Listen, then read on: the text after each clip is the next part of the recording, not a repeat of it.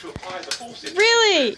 I'm just trying to put the student reports back in the binder. The rules of the game in separate rooms, so they don't know the rule the other person is playing by. And what we measure is the force as a function of turns. And if we look, You know, you're actually doing that pretty steady. Can you try that again? perfect would be that red line. And what we see in all pairs of subplanes is this: a 70% escalation in force on each go. You're done? Really suggests when you're doing Yeah? study That's how it? you've done, that the brain is cancelling the central consequences and underestimating the force it's producing. Alright. So it really shows that the brain makes That's it? 1, 2, 3, 4, 5. So we've made 1, inferences, 2. we've done predictions, now we have to generate actions.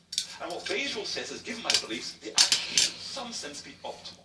We've got a problem. Tasks are symbolic. I want to drink, I want to dance. But the It's rather rhythmic. 600 muscles. I'm going to stop you now, though. There's a big gap